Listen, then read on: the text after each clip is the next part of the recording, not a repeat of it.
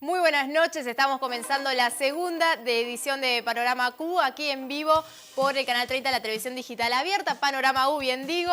Y a la primera edición terminábamos destacando, por un lado, noticias vinculadas con 25 de mayo, el discurso que tuvo lugar ayer, que dio la presidenta Cristina Fernández de Kirchner con motivo de la fecha patria. En segundo lugar, noticias vinculadas con el paro bancario, paro que está teniendo lugar y que se extiende hasta mañana inclusive por el momento. Vamos a ver si hay novedades al respecto. En tercer lugar, también destacábamos hoy al mediodía, al finalizar el programa, noticias vinculadas con un caso de asesinato hasta el momento. También se empezó a hablar de femicidio de Catherine Moscoso en Montermoso, Buenos Aires. Y por último, hoy hacíamos hincapié en una nota de edición Un Curso vinculada con ética médica, el proyecto que propuso el gobernador Francisco Pérez. Ahora nos metemos de lleno junto con Ignacio Esteller, nuestro panelista de actualidad, Gerardo Jiménez Ponce, nuestro panelista de medios. ¿Cómo andan, chicos? Buenas noches. ¿Qué tal el fin de semana largo? ¿Bien? Pero muy bien. Me alegro mucho. Y hoy nos acompaña Gabriela Soli, nuestra especialista en comunicación política. ¿Cómo estás, Gabriela? Hola, Sofía, ¿cómo estás? Muy bien también, gracias. Comenzamos al mediodía, uno de los temas relevantes de la agenda mediática, paro bancario. Sí, así es. Y desde la mañana vamos a decir que el tema estaba en agenda desde fines de la semana pasada. Esta información respecto al paro bancario estuvo hoy día en los portales digitales, pero también estuvo en las radios, en la televisión. Hubo información respecto de este tema, sobre todo información referida a la incomodidad que generaban los usuarios tantos días seguidos sin funcionamiento bancario. Y vamos a decir que además de la información que había esta mañana, hacia la tarde hubo actualizaciones porque a primera hora de la tarde Diario 1 titulaba "Bancarios amenazan con extender el paro si no obtienen una respuesta". Ignacio. Bueno, la información pasa en la tarde por esto, porque en algunos bancos de la provincia de Mendoza falta dinero en los cajeros. A nivel servicio esto incomoda mucho a la gente. Mañana continúa el paro. Incluso mañana gremios en Buenos Aires, el gobierno y funcionarios del Ministerio de Trabajo y también empresarios se van a reunir para salir y para ver si pueden llegar a un final en buenos términos en este conflicto entre el gremio de los bancarios y el gobierno nacional y los empresarios por un pedido de aumento del 30% y también la eliminación o la modificación del impuesto a las ganancias. Lo que dicen los trabajadores y los gremios es que desde el 31 de diciembre del año 2014, que finalizó el último acuerdo paritario, o sea, hace 5 meses que no tienen un nuevo acuerdo paritario. De ahí viene el principal reclamo. Veremos mañana qué pasa. Algunos indican, el vocero de los bancarios en Buenos Aires, de prensa, manifestó que si no llegan a buen puerto, van a haber mayores medidas de fuerza la semana que viene. Recordemos que la última oferta salarial fue del 27%, que es la que se rechazó, y también lo que solicitan desde la bancaria es que se revea el tema del pago del impuesto a las ganancias. Sí, que lo tomen los empresarios, justamente lo que dicen. Gerardo, otro tema también que destacábamos a mediodía es vinculado con un caso de homicidio y también se está hablando de femicidio. Estamos haciendo referencia a Catherine Moscoso. Sí, exactamente. Es un tema que surgió y se puso en agenda el fin de semana en realidad y que hoy día ha tenido repercusión todavía en los medios. La televisión ha hablado bastante de este tema a nivel nacional y a nivel provincial también. Y vamos a decir que el fin de semana la información tenía que ver con una pueblada y con movimientos en el pueblo por lo que había sucedido. Exacto. Las repercusiones y el repudio de la gente por lo que sucedía. Y hoy día tenemos una portada donde Diario El Sol decía: Montermoso detuvieron a la mejor amiga de Catherine. Y de alguna forma esta era la información que surgía hoy día, la vinculación de su mejor amiga con el hecho. Ignacio. La chica detenida es Dayana Sánchez, de 24 años. Es la única detenida en el caso de Catherine Moscoso, esta joven que fue asesinada de 18 años y que fue enterrada en un médano allí en Montermoso. El fiscal descanso es Mauricio Del Cero y él hoy manifestó a la prensa que todavía no tiene una carátula definida sobre el caso de Catherine. Hablamos de femicidio, todavía no hace ninguna referencia con respecto a esto, pero sí dijo que tiene que ver con un episodio emocional, digamos, que el móvil del crimen sería un episodio emocional. En primer lugar se hablaba de un crimen pasional. Exacto. Y de que estos celos, en teoría, de Diana serían los que la motivaron a asesinarla. Luego se empezó a hablar de femicidio, Sí. porque también hay otra figura envuelta en todo esto, ¿no? Exactamente, hay que hablar y tratar de hablar de los actores principales de este caso. Diana Sánchez le alquilaba una habitación a Juan Carlos González, quien es la persona que fue linchada y asesinada en esta poblada que hablaba Gerardo recién. Exacto. Una persona de 70 años que fue indicado como principal sospechoso. La gente se fue contra su casa y lo asesinó a golpes. Esta chica, la mejor amiga de la víctima, le alquilaba una habitación. Incluso ella manifestó que le tenía celos a la víctima porque su novio habría tenido alguna relación también con la víctima. Estos son los únicos datos que hay, y la investigación ahora y la información de hoy es que hay una chica detenida, esta chica de 24 años que se llama Diana Sánchez. Y cabe mencionar que la persona que murió por ser linchada, Sí. se hablaba de que estaba también involucrada con trata de personas, con Sí. prostitución en realidad. Todavía no hay avances sobre eso. Lo que sí hay avances es que hay 5 detenidos por el linchamiento de esta persona. Uno de los detenidos es familiar de la víctima, de Catherine Moscoso. Bien, ética médica, sobre esto versaba la noticia en la que hacíamos hincapié de Edición Uncuyo. Sí, exactamente. Y vamos a recordar que este es un tema que estuvo en agenda hace algún tiempo, lo hemos conversado aquí, el tema del proyecto de ley de ética médica. Y pasa muchas veces esto, que los medios tratan el tema cuando está un poco más en auge, después empieza a desaparecer un poco de la agenda. Edición Uncuyo hoy día lo retoma, una nota de Verónica Gordillo, Ética Médica, un proyecto a contramano de la ley, de la ley, bien digo. Un análisis justamente de este proyecto presentado por el gobierno. ¿Ampliamos? Verónica le hace una entrevista a la subdirectora de Derechos Humanos de la Suprema Corte de Justicia de Mendoza, quien es Eleonora Lam. Ella dice que si esto se aprueba en la legislatura, el proyecto de ética médica que envió el gobernador Francisco Pérez, cualquiera puede realizar un pedido de inconstitucionalidad. ¿Por qué? Porque de alguna manera no toma artículos de legislaciones a nivel nacional. Hablamos, por ejemplo, de lo que es el Código Civil y Comercial, la unificación que se hizo a nivel nacional. Bueno, allí hay algunos artículos que no lo toma la ley de ética médica, es lo que dice la subdirectora y lo que toma Verónica en su nota.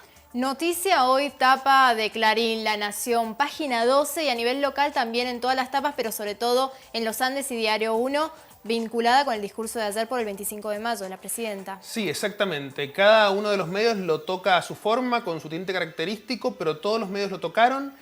Vamos a decir, por ejemplo, que Los Andes decía que Cristina transformó el 25 de mayo en un acto partidario acá.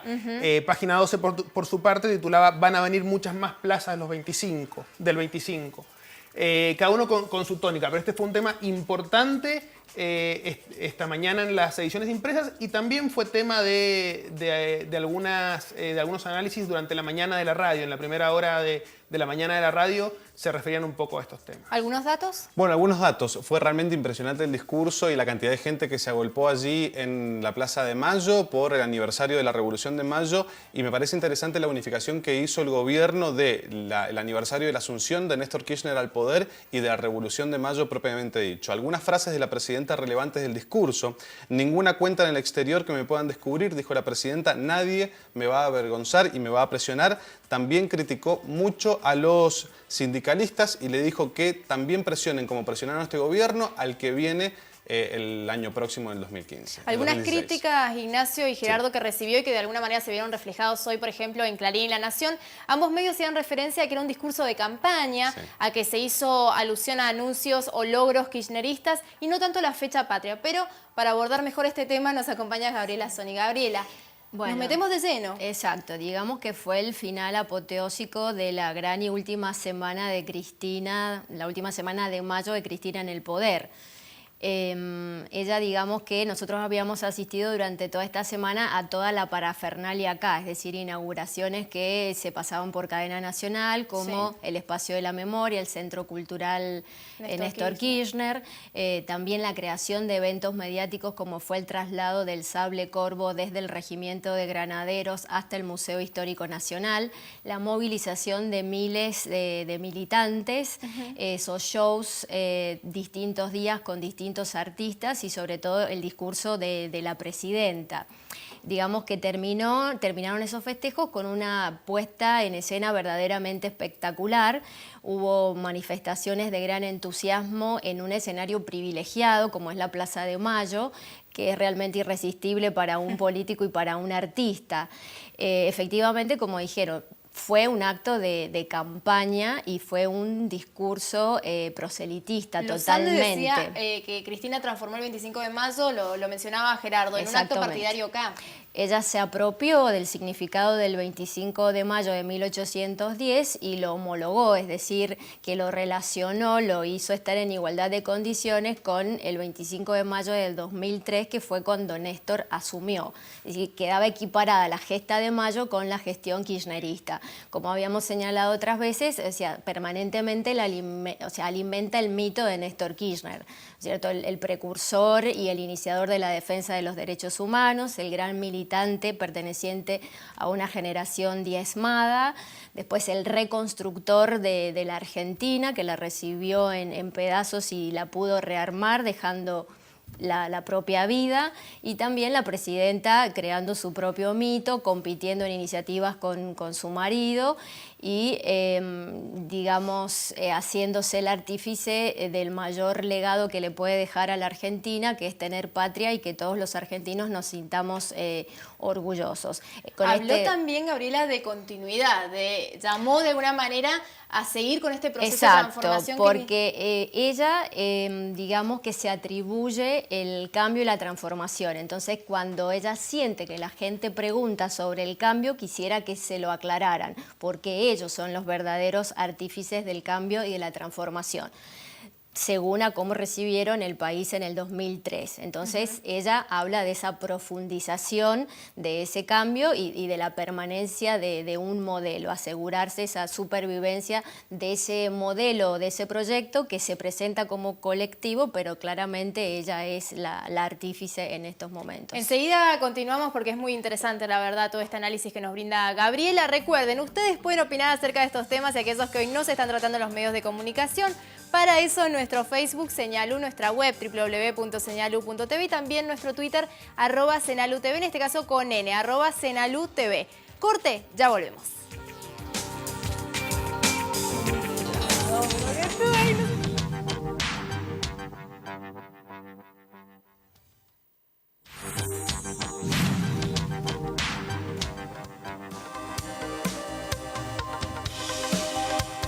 También de agenda y que venimos abordando aquí en Panorama U, tanto en la primera como en la segunda edición, violencia de género, Gerardo. Sí, así es. Ya lo decíamos el viernes que el tema está bastante instalado en la agenda.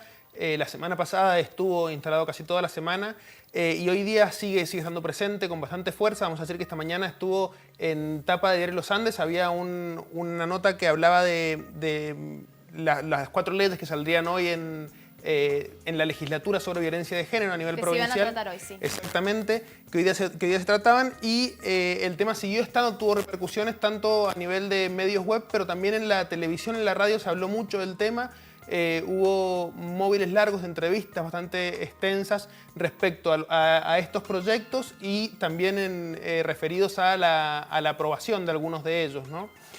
Vamos a decir en este sentido que a la tarde también seguía habiendo muchas actualizaciones en los medios web y así, por ejemplo, Diario Los Andes a las 19 se refería a la insistencia de Pérez con la reforma judicial y los proyectos clave que había presentado. MDZ hablaba de las pulseras satélites de Pérez. Diario El Sol hablaba de las declaraciones de Pérez sobre violencia de género y Sitio Andino se refería a declaraciones de Llorente y de Pérez que se habían referido al tema de violencia de género. Un tema, como decimos, que está en agenda, que se empieza a mezclar cada vez más fuertemente con lo político y con lo social. Claro. Veíamos en semanas anteriores cómo por ahí algunas personalidades de la cultura se hacían eco de casos de violencia de género. Bueno, también los políticos se van haciendo eco, que también lo decíamos vez pasada, pero bueno, va pasando esto y el tema está muy instalado en la agenda. Hay muchas entrevistas a los protagonistas que impulsan leyes y muchas notas relacionadas con esto. No solamente con los casos lamentables de violencia de género que hay, sino también con las cosas que desde el poder, desde la política, se van haciendo. Y los medios, creo que particularmente porque es un tema de mucha sensibilidad social, que despierta mucho la sensibilidad social, los medios hacen mucho eco del tema y es una buena noticia también. Y no hay que dejar de mencionar que estamos en un año político, hay elecciones y también por tal motivo los funcionarios comienzan a moverse más. Sí, y quizá en ese sentido está el riesgo de que sea un botín de guerra, pero es bueno que el tema esté y que los medios le den importancia, porque cuando los medios le dan visibilidad, la sociedad le da importancia al tema. Totalmente, Gerardo. Ignacio. Bueno, la semana pasada hablábamos, cuando tratábamos violencia de género, de que en la legislatura habían 12 proyectos que tenían que ver con la violencia de género. Hoy en el Senado Provincial se avanzó en 4, en la creación de una fiscalía especial contra la violencia contra la mujer, una fiscalía que solamente se va a dedicar a la investigación de casos de femicidio y violencia de género.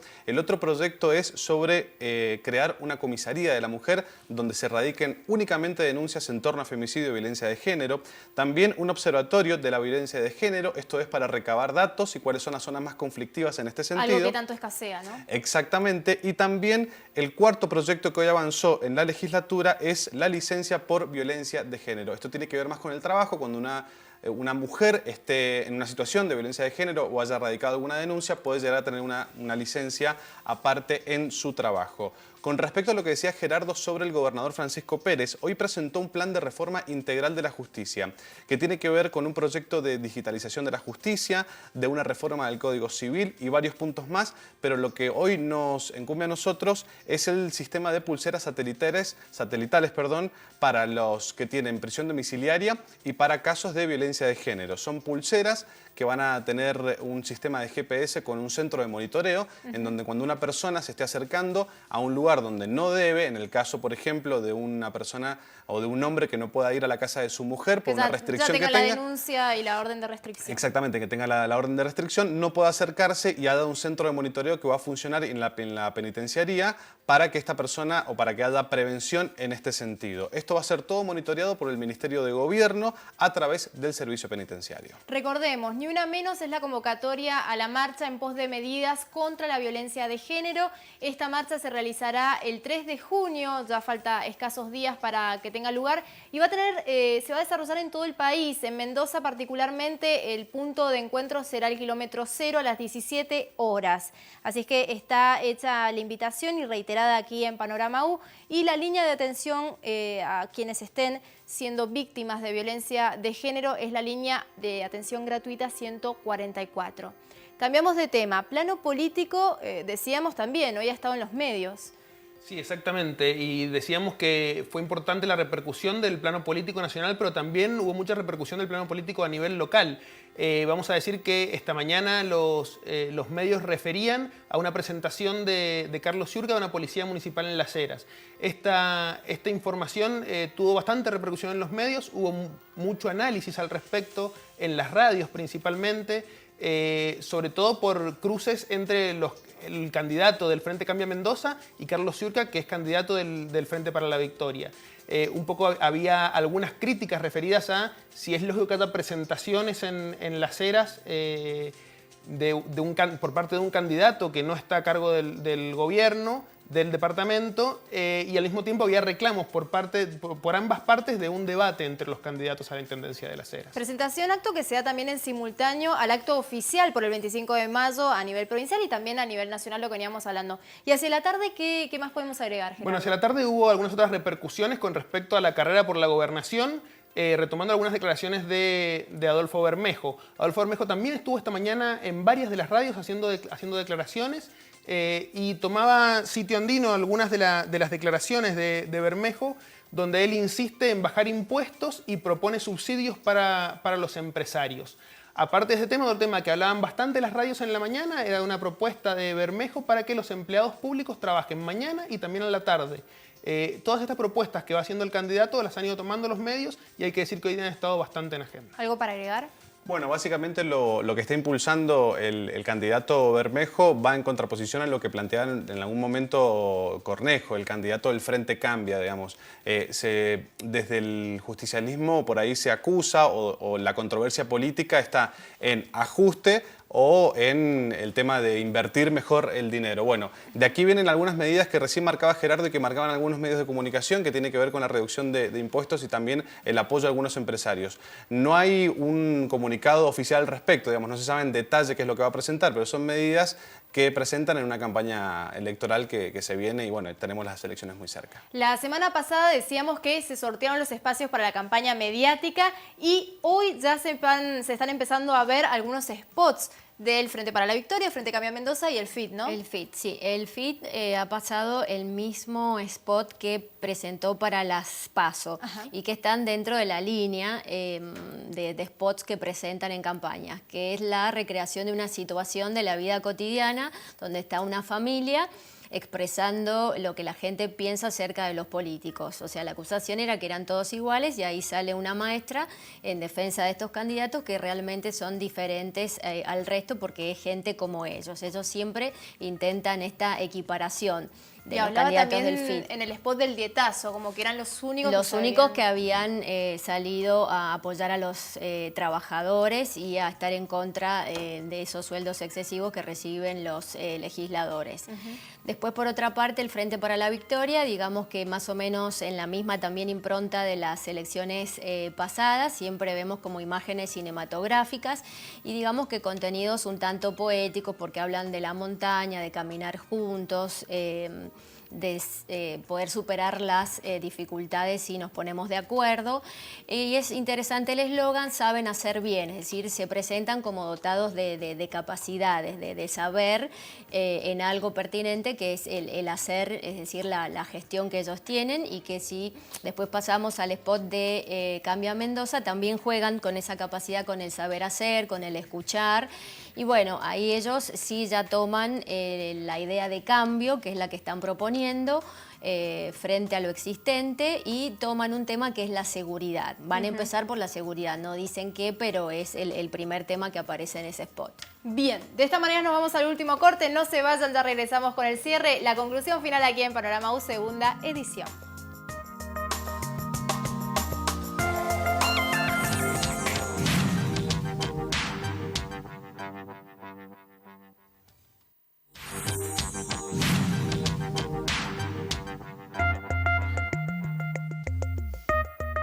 Último bloque de Panorama U, segunda edición. ¿Y qué podemos comentar de las redes sociales, Ignacio? Bueno, vamos a comentar, hacia la tarde siempre aclaramos, por ahí no hubo ninguna tendencia fija de algún tema sobre la coyuntura, tanto a nivel local o nacional, de los temas que hemos tratado aquí en Panorama U, pero hemos venido viendo en distintos portales y en algunos artículos que se publican, donde toman declaraciones de algunas personalidades destacadas, tanto del ambiente del espectáculo, de la política, han hecho opiniones en sus redes sociales, en este caso en Twitter, que han sido reflotadas, pero son opiniones que hicieron hace mucho tiempo atrás. Entonces, como los medios, cuando digamos, quieren buscar el antecedente de alguna persona en las redes sociales, buscan alguna opinión que ahora, por ejemplo, la han cambiado. Es el caso, por ejemplo, de Malena Pichot o el caso de Leandro Santoro. Lo vamos a ver. Ahí está el tuit de Malena Pichot que lo hizo hace mucho tiempo atrás. Hablamos del 25 de diciembre. Si tu perfil de Twitter tiene alguna de estas palabras, curiosa y hace todo un detalle, mereces violencia doméstica. Estamos hablando de la violencia de género actualmente con todo el tema del hashtag Ni Una Menos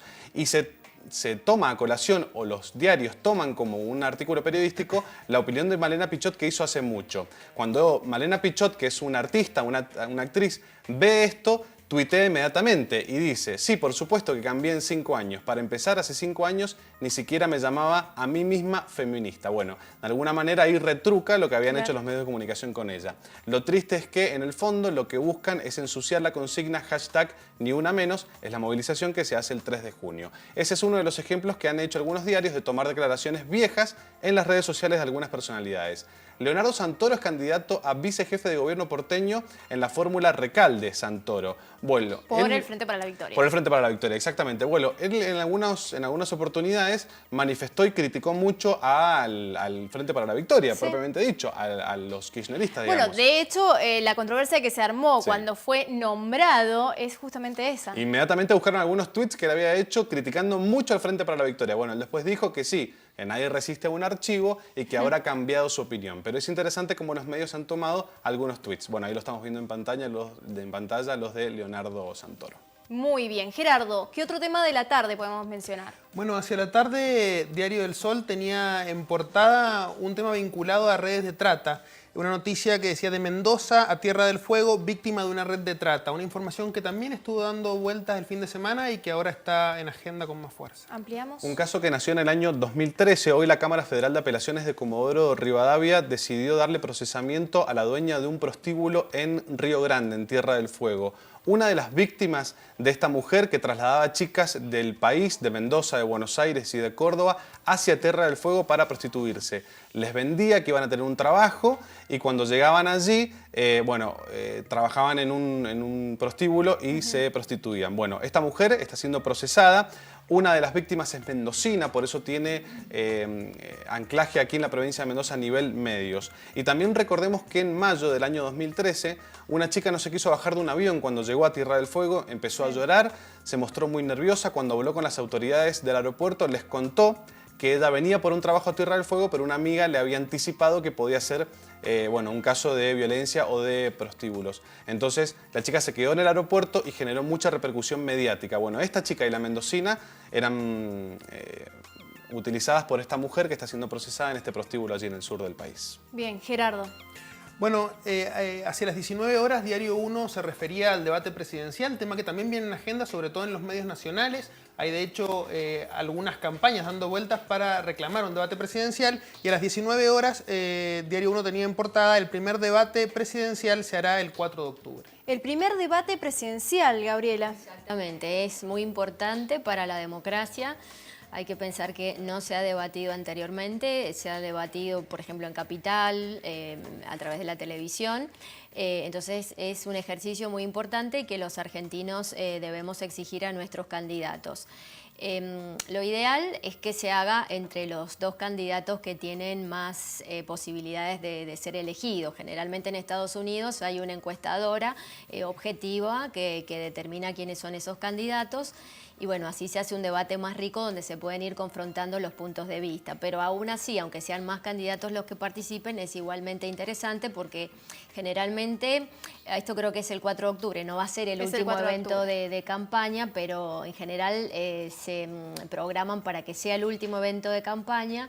Por ahí es a la única información a la que se someten los electores y ahí van obteniendo información de sus candidatos. O sea, cómo se van posicionando frente a los diferentes temas, cuáles son sus propuestas. Y lo importante es que tengan tiempo para desarrollarlas, porque la propuesta en general puede ser coincidente con la de los otros candidatos. Lo importante es que digan cómo la van a realizar, cuáles son las posibilidades concretas de que esas propuestas se lleven a cabo. Eso es lo más interesante, no el qué, sino cómo se llevaría a cabo tal idea o tal propuesta. Será el 4 de octubre con los candidatos que resulten de las PASO nacionales. Muchísimas gracias, Gabriela. A vos. Gracias, Ignacio. Gracias, Gerardo. ¿Qué nos deja este día martes como noticias relevantes de la agenda mediática? Por un lado, decíamos, violencia de género, los proyectos que se han presentado en el Senado y que se están tratando, las pulseras satelitales que también hoy ha presentado el gobernador Francisco Pérez. En fin, muchas noticias y todas vinculadas a violencia de género. Y en segundo lugar, plano político. Podemos dividir plano político nacional, lo que quedó luego del discurso de la presidenta Cristina Fernández de Kirchner ayer por el 25 de mayo, y en el plano local todo el movimiento que ya se empieza a ver con los spots de campaña y las propuestas de los candidatos. Muchísimas gracias por acompañarnos y nos encontramos mañana, 13 horas en vivo en Panorama U, primera edición. Que tengan muy buenas noches.